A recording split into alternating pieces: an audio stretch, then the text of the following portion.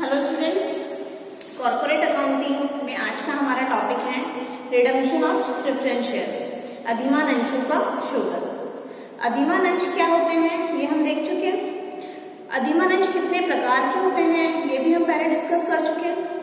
अधिमान अंश के प्रकार डिस्कस करते टाइम मैंने आपको बताया था अधिमान अंश शोधनीय अधिमान अंश भी होते हैं और अशोधनीय अधिमान अंश भी होते हैं। तो शोधनीय अधिमान अंश क्या होते हैं इसको एक बार रिवाइज करते हैं।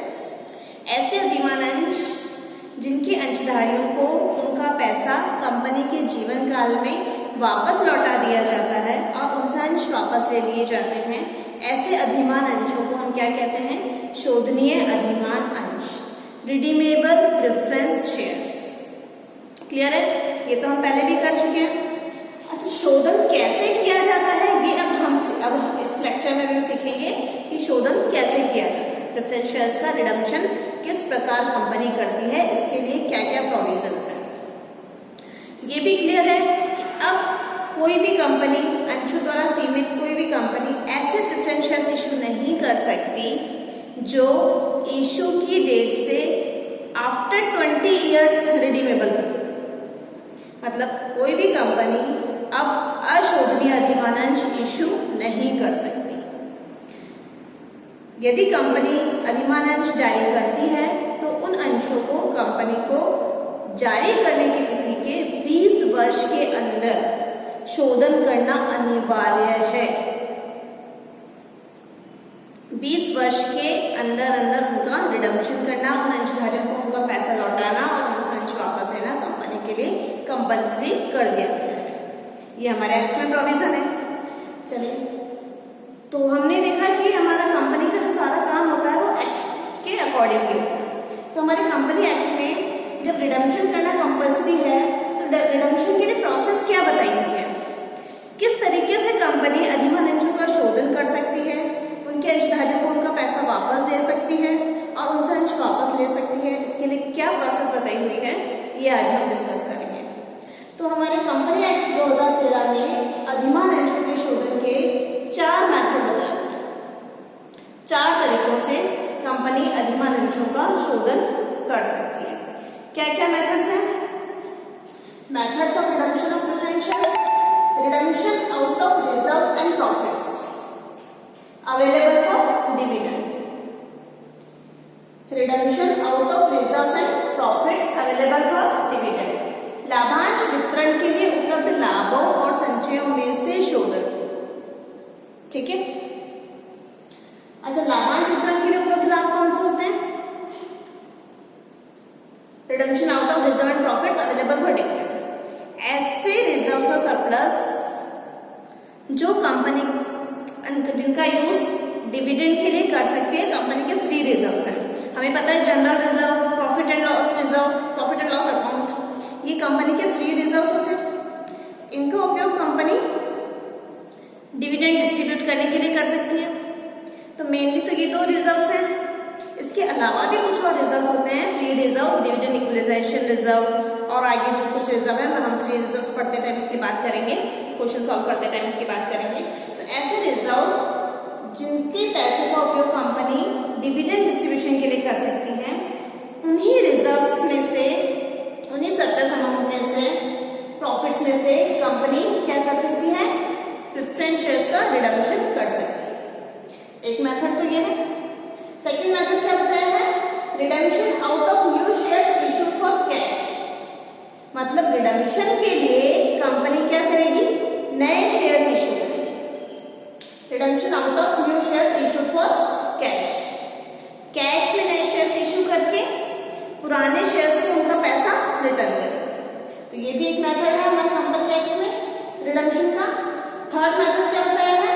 Redemption partially out of reserves and profits and partially out of new shares issued for cash. तो कोई नया मेथड तो हमें ये लग नहीं रहा है। इन दोनों मेथड का कंबाइंड फॉर्म में है, partially out of reserves and profits available for dividend and partially out of new shares. ये एक मेथड क्या है? थर्ड मेथड हो सकता है कि कंपनी के रिजर्व एंड प्रॉफिट्स में एक अमाउंट तो है बट सफिशिएंट अमाउंट नहीं है, जितना रिडम्पशन की उसको जरूरत है उतना अमाउंट नहीं है। तो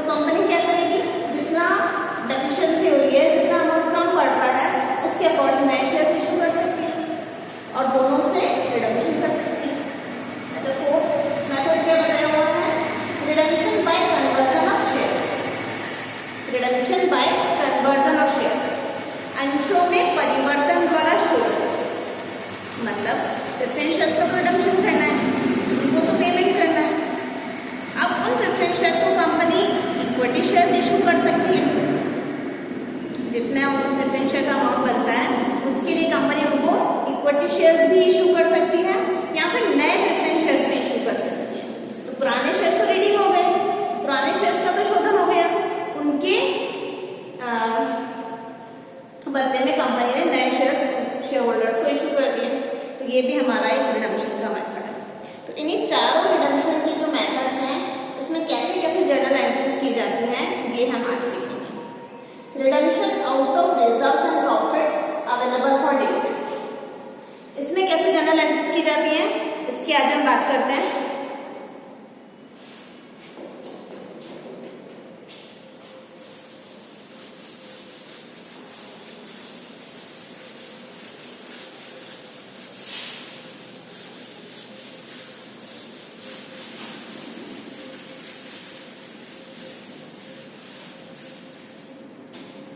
redemption out of reserves and profits available for dividend, company के पास फ्री रिजर्व्स पड़े हैं, उनमें कंपनी के पास अमाउंट पड़ा है, कंपनी उस अमाउंट को यूटिलाइज करके जो प्रेफरेंस शेयर्स हैं उनका रिडम्पशन करना चाहती है, उनको उनका अमाउंट वापस देना चाहती है।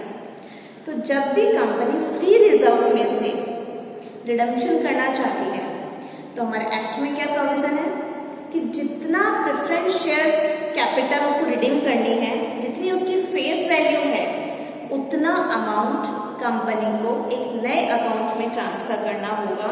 उस नए अकाउंट का नाम है कैपिटल रिडम्पशन रिजर्व, पूंजी शोधन संचय खाता, कैपिटल रिडम्पशन रिजर्व अकाउंट। कहाँ से अमाउंट ट्रांसफर होगा? फ्री रिजर्व में से। हम किसकी बात कर रहे हैं? कहाँ से रिडम्पशन किया जा रहा है? Out of reserve and profits available for dividend.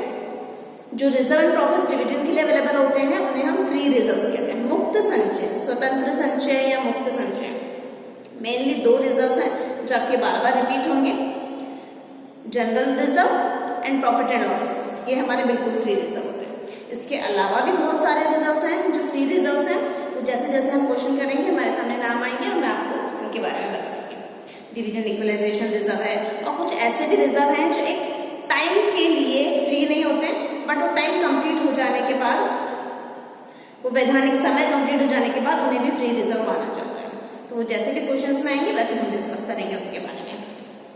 अच्छा, हम फर्स्ट मेथड की बात करते हैं, redemption out of reserve and profits available for dividend. इस मेथड में रिडम्पशन की जर्नल एंट्रीज कैसे की जाती है? अभी मैंने आपको बताया कि जब भी कंपनी प्रॉफिट्स में से, फ्री रिजर्व्स में से रिडम्पशन करना चाहती है तो जितनी कैपिटल उसको रिडीम करनी है उसके बराबर का अमाउंट कंपनी क्या करेगी? CRR, कैपिटल रिडम्पशन रिजर्व में ट्रांसफर करेगी। चलिए, सपोज कंपनी की जो प्रेफरेंस शेयर कैपिटल है वो 1 लाख रुपए की है। 1 लाख रुपए की कंपनी की प्रेफरेंस शेयर कैपिटल है। अब उनको कंपनी को रिडीम करना है, टाइम कंप्लीट हो गया है। इशू के टाइम पे कंपनी को बताना होता है कि कितने टाइम में उनका रिडम्पशन होगा, और नहीं तो मैक्सिमम 20 ईयर्स तो हमारे कंपनी एक्ट में डिसाइडेड है। इससे ज़्यादा अवधि के प्रेफरेंस शेयर्स कंपनी इशू कर नहीं सकती। मान लीजिए कंपनी की जो बैलेंस शीट है वो आपको इस टाइम बता रही है कि 5% रिडीमेबल प्रेफरेंस शेयर है, टोटल उनकी कैपिटल 1 लाख रुपीज़ है। अब इनके अंशधारियों को कंपनी को इनका पैसा वापस लौटाना है। तो देखो, कैपिटल रिडीम करनी है, कैपिटल का पैसा वापस देना है। कैपिटल हमारी लायबिलिटी होती है, क्रेडिट बैलेंस होता है। अब ये लायबिलिटी हमारी खत्म हो रही है हमारी लायबिलिटी, हम इनके अंशधारियों को पैसा वापस लौटा रहे हैं। तो हम क्या करेंगे? 5% कैपिटल बोला ना मैंने, तो हमारी एंट्री क्या होगी? 5% preference share capital account debit to 5% preferential holders. हम क्या कर रहे हैं? रिडम्पशन ड्यू कर रहे हैं, अभी पेमेंट की एंट्री नहीं कर रहे हैं, अभी हम रिडम्पशन ड्यू कर रहे हैं। रिडम्पशन ड्यू हो गया, हम उसकी अवेलेबिलिटी ले लेंगे, उसके लिए प्रोविजन कर लेंगे, रिजर्व से CRR बना लेंगे, देन हम उस कैपिटल का पेमेंट करेंगे प्रेफरेंशियल होल्डर्स को। तो अभी हम ड्यू कर रहे हैं 5% preferential capital account debit to 5% preferential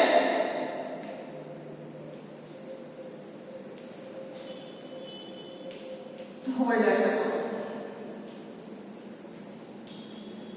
जो कैपिटल हमें रिडीम करनी है कैपिटल को डेबिट करके अब हमारी लायबिलिटी किसके लिए हो गई? प्रेफरेंशियल होल्डर्स के लिए।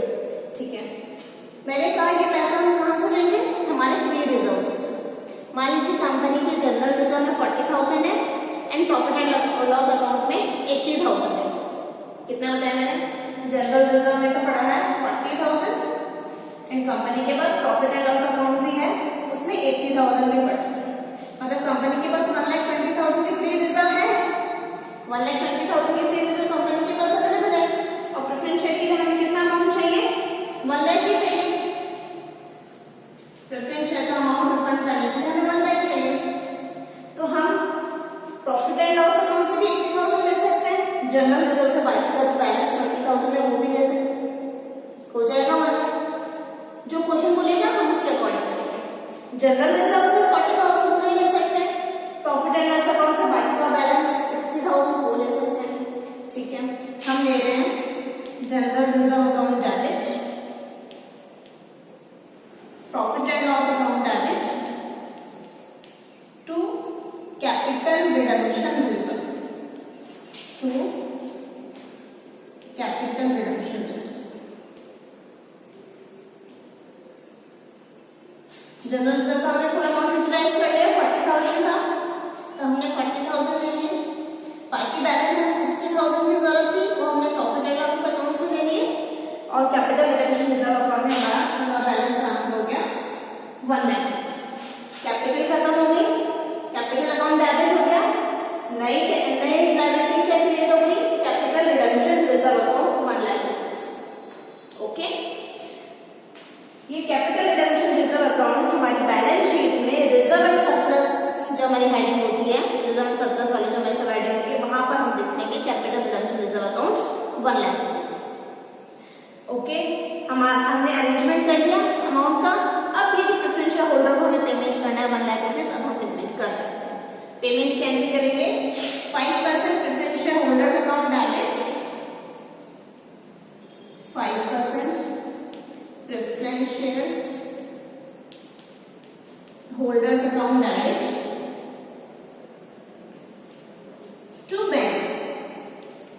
To bank account 1 lakh rupees.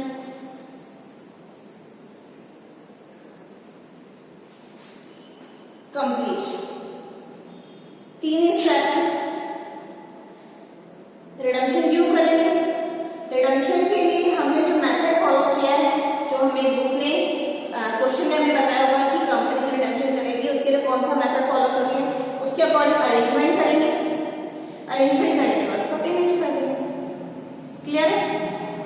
ये हमारा फर्स्ट वाला मेथड है। इसमें हमने पहले प्रेफरेंस शेयर कैपिटल का रिडक्शन ड्यू किया, प्रेफरेंस शेयर होल्डर अकाउंट में ट्रांसफर किया अमाउंट को, उस अमाउंट के लिए हमने अरेंजमेंट किया, प्रॉफिट एंड लॉस और जनरल रिजर्व यानी जो भी हमारे पास फ्री रिजर्व्स अवेलेबल थे उससे हमने सीआरआर में पैसा ट्रांसफर किया और इसके बाद हमने प्रेफरेंस शेयर होल्डर को पेमेंट कर दिया। ओके, चलिए अब हम सेकंड मेथड देखते हैं। सेकंड मेथड में जनरल एंट्रीज कैसे की जाती है। सेकंड मेथड मैंने क्या बताया? Redemption of preference shares out of new shares issued for cash. नए शेयर्स कैश में इशू करके उनसे जो अमाउंट आएगा उससे हम प्रेफरेंस शेयर्स का रिडम्पशन करेंगे। Okay,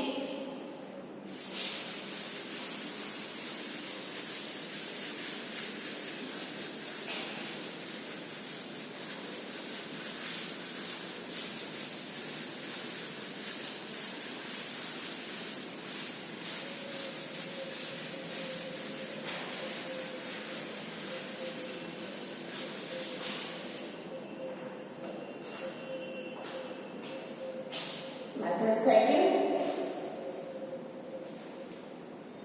redemption out of new shares issued for cash.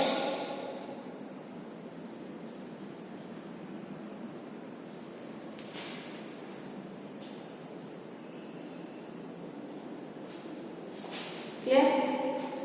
अच्छा, कंपनी नए शेयर्स इशू कर रही है, 1 लाख रुपए की कैपिटल का पेमेंट करना है उसको। कंपनी के जनरल रिजर्व और प्रॉफिट एंड लॉस रिजर्व में, प्रॉफिट एंड लॉस अकाउंट में सपोज बैलेंस नहीं है, तो कंपनी क्या करना चाहती है? इसके लिए नए शेयर्स इशू करना चाहती है, सेकंड वाला मेथड फॉलो करना चाहती है। या फिर अमाउंट है भी जनरल रिजर्व में, प्रॉफिट एंड लॉस अकाउंट में, फ्री रिजर्व में सफिशिएंट बैलेंस है कंपनी के पास, फिर भी वो सेकंड मेथड फॉलो कर सकती है क्योंकि कंपनी एक्चुअल प्रोविजन है उसको 4 मेथड बताया गया है कंपनी को कि आप कोई भी मेथड फॉलो करके रिडम्पशन कर सकते हो। तो कंपनी सपोज सेकंड वाला मेथड फॉलो कर रही है, नए शेयर्स इशू करेगी और उनसे रिडम्पशन करेगी। तो शेयर्स इशू करने की एंट्री जैसे की जाती है, सेम वैसे एंट्रीज होंगी। अभी तक के सारे क्वेश्चंस हमने देखे हैं लास्ट चैप्टर में। इशू ऑफ शेयर्स में शेयर्स कैसे इशू किए जाते हैं, उसके लिए क्या एंट्रीज की जाती है। तो मानिए 1 लाख रुपए की कैपिटल के लिए जरूरी नहीं है कि कंपनी 1 लाख के शेयर्स इशू करे, ज्यादा के भी शेयर्स इशू कर सकती है कंपनी। अभी हम मानते हैं कि 1 लाख रुपीज के ही कंपनी ने शेयर्स इशू किए। तो इक्विटी शेयर्स इशू किए, 10,000 इक्विटी शेयर्स इशू किए 10 रुपीज वाले, आ गया 1 लाख रुपीज का अमाउंट कंपनी के पास। और सारा पैसा कंपनी ने एक साथ ही कॉल कर लिया, एप्लीकेशन पर ही कॉल कर लिया। तो सबसे पहले तो इशू की एंट्री हो जाएगी, bank account, debit, equity share, application and allotment account.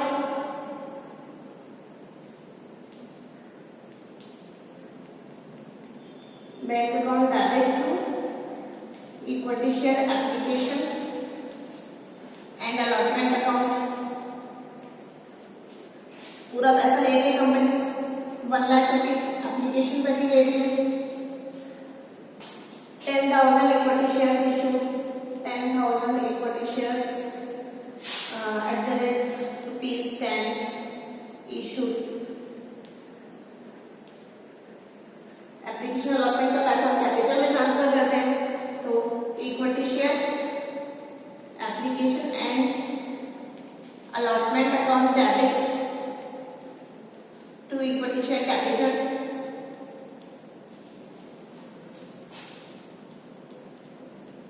To equity share capital account 1 lakh. Next, पैसा आ गया कंपनी के पास, इशू की प्रोसेस तो कंप्लीट हो गई। अब वही रिडम्पशन करना है, रिडम्पशन ड्यू करेगी। क्या था? 5% preference shares capital account debit, 5% preferential capital account debit to 5% preferential holder account, 5% preferential holders account. 1 lakh rupees की कैपिटल थी, वो ड्यू कर दी। नेक्स्ट, बैंक से पेमेंट की एंट्री हो जाएगी, preferential holder account debit to bank. अब हमारे पास अमाउंट क्या है? 5% प्रेफरेंशियल होल्डर अकाउंट, तो 5% preferential holders account debit to bank account.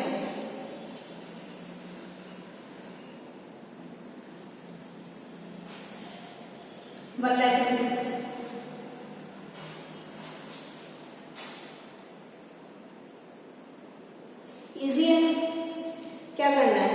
इस बार फ्री रिजर्व से पैसा नहीं ले रही है, फ्री रिजर्व से नहीं ले रही है तो सीआरआर बनेगा नहीं। कैपिटल रिडम्पशन रिजर्व तभी बनेगा जब कंपनी पैसा फ्री रिजर्व से लेगी। क्लियर है? तो क्या हो रहा है यहाँ पे? पुरानी कैपिटल रिडीम हो रही है, उतनी की उतनी नई कैपिटल इशू हो रही है इस क्वेश्चन में। जब पुरानी कैपिटल रिडीम हुई तो उसको ड्यू कर दिया, उसके लिए नए शेयर्स इशू किए, पैसा इसमें एक ही साथ ले रहे हैं हम एप्लीकेशन पे, सारा पैसा एक साथ कॉल कर लिया, कैपिटल में ट्रांसफर कर दिया। सेम जैसे हमने इंस्टॉलमेंट वाले क्वेश्चन किए थे, इसमें भी कंपनी कर सकती है, एप्लीकेशन पे ले लिया, देन अलॉटमेंट पे ले लिया, देन फर्स्ट कॉल पे ले लिया, तो उसी टाइप से एंट्रीज की जाएंगी। तो हमारा सेकंड मेथड भी क्लियर है, methods redemption out of new shares issued for cash. Third method पे चले, partially out of profits and partially out of new shares issue.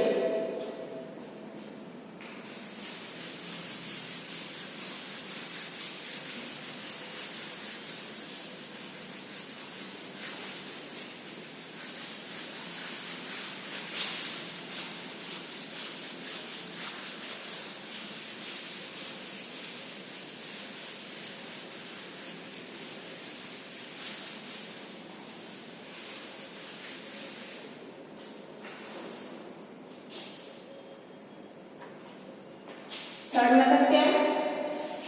Redemption of preference shares partially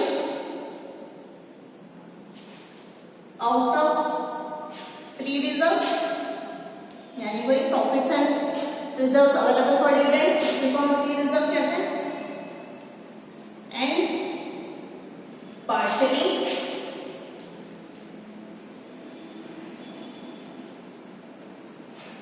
out of fresh issue, new share issue को हम fresh issue भी बोल सकते हैं। तो अगर कहीं पर फ्रेश इश्यू लिखा हुआ है इट मींस सेम है, new share issue for cash या फ्रेश इश्यू, ठीक है। वही एग्जांपल हम लेते हैं, 1 लाख रुपए की कैपिटल कंपनी को रिडीम करनी है, कंपनी थर्ड वाला मेथड फॉलो करना चाहती है, partially out of reserves and partially out of fresh issue. Company decide करती है कि कंपनी इस रिडम्पशन के लिए 4000 इक्विटी शेयर्स इशू करेगी 10 rupees per, 4000 equity shares issue करेगी 10 रुपीज पर, और बाकी का जो रिक्वायरमेंट होगा वो फ्री रिजर्व से लेगी, और फ्री रिजर्व में कंपनी के पास सफिशिएंट बैलेंस है। क्लियर? तो कंपनी ने आपको 2 चीजें बता दी, 4000 नए शेयर इशू करेगी 10 रुपए वाले इक्विटी शेयर, और बाकी का पैसा फ्री रिजर्व से लेगी। तो पहले हम जितना भी कंपनी फ्रेश इशू कर रही है वो फ्रेश इशू कर ले, फिर बाकी का बैलेंस जितना बचेगा वो हम फ्री रिजर्व से ले लेंगे। तो पहले तो हम हमारा फ्रेश इशू कर लेते हैं, bank account debit,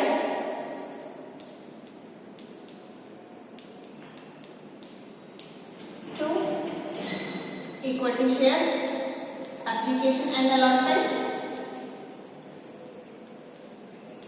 4000 equity shares issue कर रही है, 4000 equity shares issued at the rate ₹10 पर शेयर, तो कितने 40,000 रुपीज तो कंपनी के पास आ गए फ्रेश इशू से।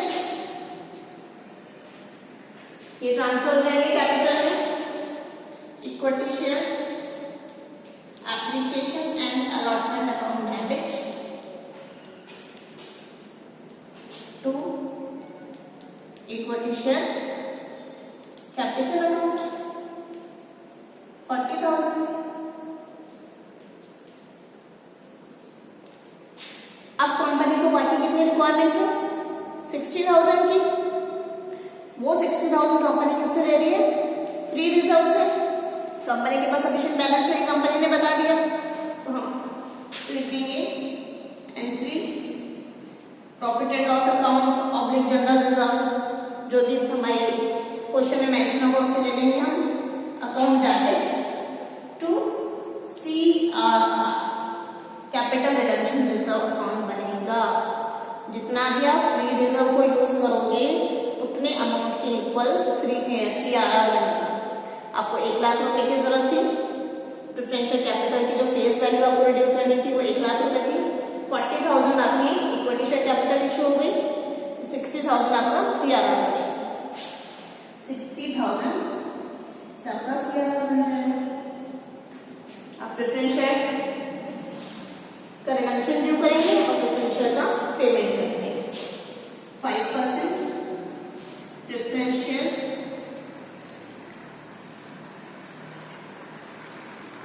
Capital account debit to 5% preferential holder account, preferential holder account कितना 1 लाख से पूरी कैपिटल रिडीम करना है 1 लाख, और लास्ट में दिया जाएगी preferential holder account debit to bank account. Clear है? आ जाए हमारे फोर्थ वाले मेथड पे, 3 मेथड्स क्लियर हो गए। अच्छा यहाँ देखना हमने जो रिडम्पशन किया है, जो मैंने अभी आपको 3 मेथड बताए, तीनों मेथड की एंट्रीज हमने करी, तीनों में हमने जो रिडम्पशन किया है वो एट पार पर ही किया है, कहीं पर भी सिक्योरिटीज प्रीमियम वर्ड अभी तक मैंने यूज नहीं किया। लेकिन जो रिडम्पशन कंपनी करती है अंशधारियों को जब पैसा वापस लौटाती है तो कंपनी चाहे तो प्रीमियम पर भी रिडम्पशन कर सकती है, मतलब कैपिटल का जो पैसा था वो तो दे सकती है, इसके अलावा 100 जैसे यहाँ पर कितने का शेयर था 1 लाख रुपए की कैपिटल थी, हो सकता है कंपनी इसको 10% premium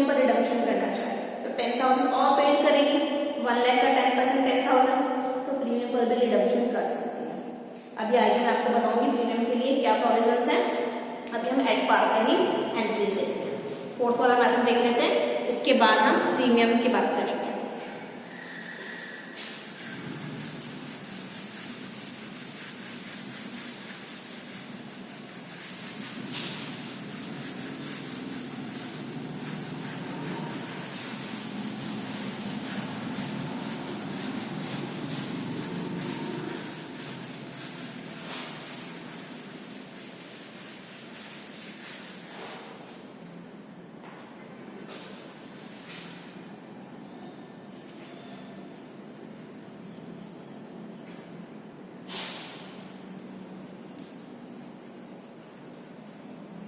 Reduction by conversion of shares.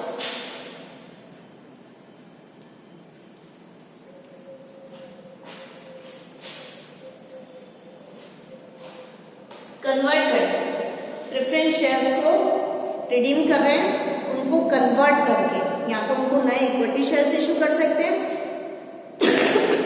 या उनको नए प्रेफरेंस शेयर्स की कंपनी इशू कर सकती है।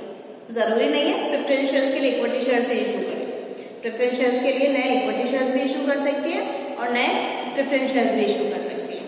तो पहले तो हम रिडम्पशन क्यों करेंगे, जैसे हमने अभी तक किया 5% preference shares capital account damage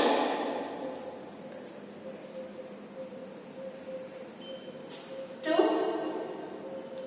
5% preference share holder account damage.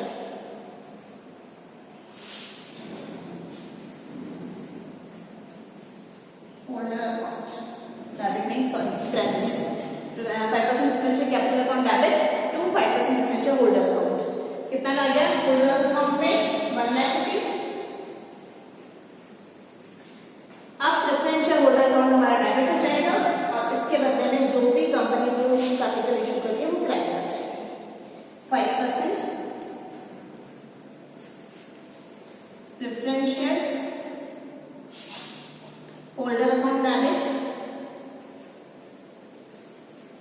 To equity share capital या फिर preference share capital. Equity share capital या फिर जो भी कंपनी इशू कर रही है, प्रेफरेंस शेयर इशू कर रही है तो प्रेफरेंस शेयर कैपिटल और इक्विटी शेयर इशू कर रही है तो इक्विटी शेयर कैपिटल।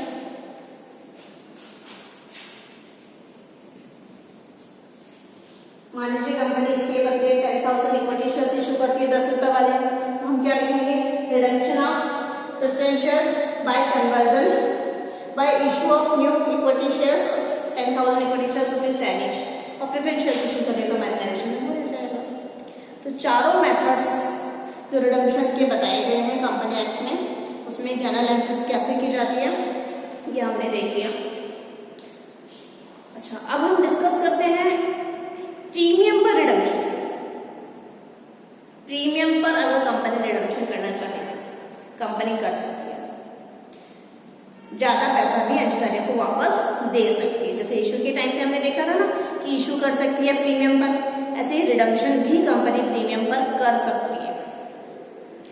तो रिडम्पशन अगर प्रीमियम पर करना हो तो कई बार जब इशू किए जाते हैं शेयर्स तभी कंपनी बता देती है, इशू की जो आपके रूल्स होते हैं उसी में मेंशन होता है कि जब रिडम्पशन होगा तो कितने % प्रीमियम पर होगा, या फिर कंपनी बाद में भी अपनी इच्छा से भी प्रीमियम पर रिडम्पशन कर सकती है।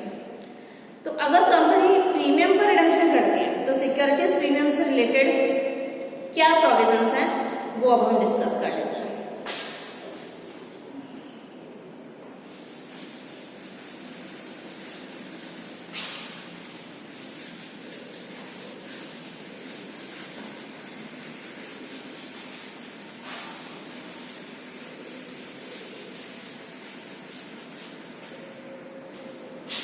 Reduction of preference shares at premium.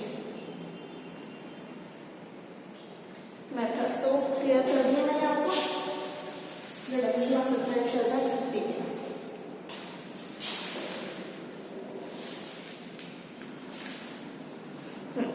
इसमें देखो ये प्रोविजन है हमारे कंपनी एक्ट की जो सेक्शन है 55 धारा 55(2) कि अगर कंपनी को अपने अपने जो अकाउंट्स, अपने जो फाइनेंशियल स्टेटमेंट्स हैं वो इंडियन अकाउंटिंग स्टैंडर्ड IAS के अकॉर्डिंग प्रस्तुत करना अनिवार्य है, तो कंपनी जो प्रीमियम देगी, इसकी जो व्यवस्था करेगी वो फ्री रिजर्व से ही करेगी। हमने देखा ना कि जब हम कैपिटल का रिडम्पशन करते हैं तो जितना कैपिटल का अमाउंट होता है उतने के बराबर CRR बनाना कंपल्सरी होता है। तो ऐसे अगर प्रीमियम पर कंपनी रिडम्पशन करती है तो उस प्रीमियम के लिए भी कंपनी को व्यवस्था करनी होती है, अरेंजमेंट करनी होती है कि वो प्रीमियम कहाँ से लिया जाए। तो अगर कंपनी एक्ट 2013 के अकॉर्डिंग कंपनी को इंडियन अकाउंटिंग स्टैंडर्ड के अकॉर्डिंग अपने फाइनेंशियल स्टेटमेंट प्रस्तुत करना अनिवार्य है, तो वो जो प्रीमियम की व्यवस्था करेगी वो कैसे करेगी? फ्री रिजर्व से। और अगर प्रस्तुत करना अनिवार्य नहीं है तो फिर वो फ्री रिजर्व से भी व्यवस्था कर सकती है और सिक्योरिटीज प्रीमियम खाते से भी व्यवस्था कर सकती है। सिक्योरिटीज प्रीमियम का अकाउंट कंपनी के बैलेंस शीट में होता है कई बार, क्योंकि कभी पहले उसने शेयर्स इशू किए होते हैं और प्रीमियम पर शेयर्स इशू किए होते हैं, तो प्रीमियम हमारे पास सिक्योरिटीज प्रीमियम के रूप में कंपनी की बैलेंस शीट में रहता है, तो सिक्योरिटीज प्रीमियम से भी पैसा ले सकते हैं। क्लियर है? वो क्वेश्चन हमें बता देगा कि हमें क्या करना है। और ऐसे शेयर्स हैं जो हमारा कंपनी एक्ट 2013 की जो इन्फोर्समेंट डेट थी उससे पहले शेयर्स इशू किए हुए हैं, तो ऐसे शेयर्स का अगर कंपनी रिडम्पशन कर रही है और उनको प्रीमियम पर रिडम्पशन कर रही है तो फिर प्रीमियम की व्यवस्था कंपनी सिक्योरिटीज प्रीमियम अकाउंट से भी कर सकती है और फ्री रिजर्व से भी कर सकती है। अच्छा, अगर प्रीमियम पर रिडम्पशन करती है, मेथड तो वही रहेंगे चारों, वो हमने भी एच पार्ट में देखी थी सारी एंट्रीज। मान लीजिए फर्स्ट वाले मेथड में कंपनी जो रिडम्पशन कर रही है वो प्रीमियम पर कर रही है। एग्जाम्पल हम वही ले रहे हैं, 1 लाख शेयर्स कैपिटल कंपनी को रिडीम करनी है, 10% प्रीमियम पर कंपनी रिडम्पशन चाहती है, पैसा लौटाना चाहती है, तो 1 लाख का 10% यानी कि 10,000 रुपीज कंपनी को प्रीमियम और पे करना पड़ेगा। फर्स्ट वाला मात्रा हम ले रहे हैं वापस। सबसे पहले क्या किया था हमने? ड्यू किया था। क्या? रिडम्पशन ड्यू किया था। क्या एंट्री की थी हमने? 5% preferential capital account debit to 5% preferential holders.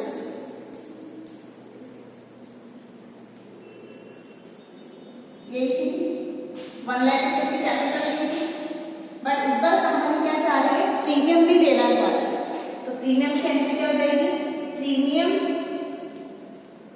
On redemption of preference shares. Premium on redemption of preference shares account debit. कितना प्रीमियम देना चाह रही है? 10% यानी कि 10,000। इस बार प्रेफरेंस शेयर होल्डर के लिए कितना अमाउंट ड्यू हो गया? 1,10,000। 1,10,000 का अमाउंट ड्यू हो गया। अब मैंने क्या कहा? क्वेश्चन साइलेंट है, यहाँ कुछ नहीं बताया है क्वेश्चन ने। यहाँ पे IAS के अकॉर्डिंग फाइनेंशियल स्टेटमेंट प्रस्तुत करना अनिवार्य नहीं है, तो कंपनी क्या कर सकती है? प्रीमियम की व्यवस्था तो किससे कर सकती है? सिक्योरिटीज प्रीमियम अकाउंट से कर सकती है। हम एक बार मानते हैं कि कंपनी को जो शेयर्स इशू किए हुए हैं वो कंपनी ने 2013 लागू होने की तिथि से पहले के किए हुए हैं, तो प्रीमियम की व्यवस्था कंपनी कर सकती है सिक्योरिटीज प्रीमियम अकाउंट से। ठीक है, securities premium account debit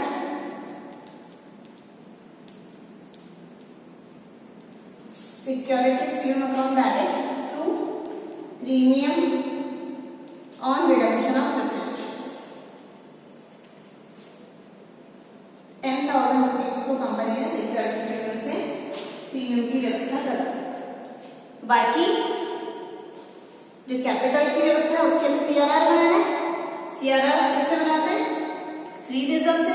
profit and loss account या general reserve account debit to CRR account. कितना? कैपिटल का अमाउंट जितना होता है उतना CRR में ट्रांसफर होता है। कैपिटल 1 लाख का अमाउंट है तो कंपनी फर्स्ट वाला मेथड फॉलो कर रही है, CRR में अमाउंट ट्रांसफर कर दिया। लास्ट एंट्री क्या होगी? 5% preferential holder account debit to bank account.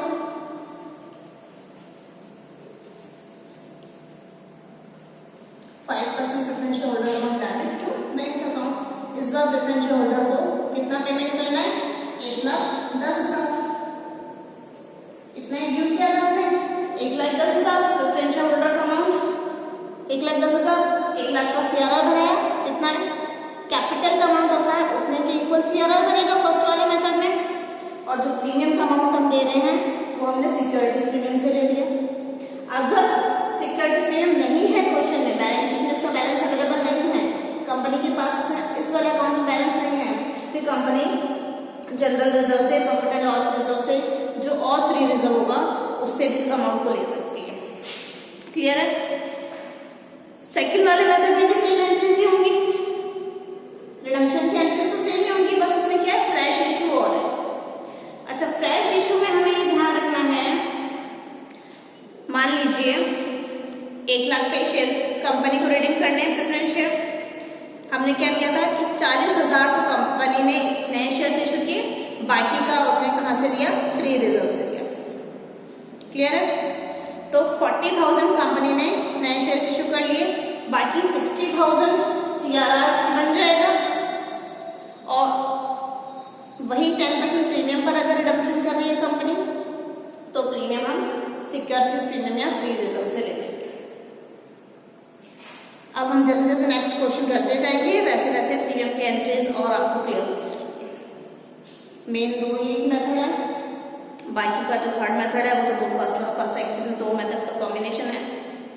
तो नेक्स्ट क्लास से हम रिडम्पशन ऑफ प्रेफरेंस शेयर्स के प्रैक्टिकल क्वेश्चन से स्टार्ट करेंगे। Thank you.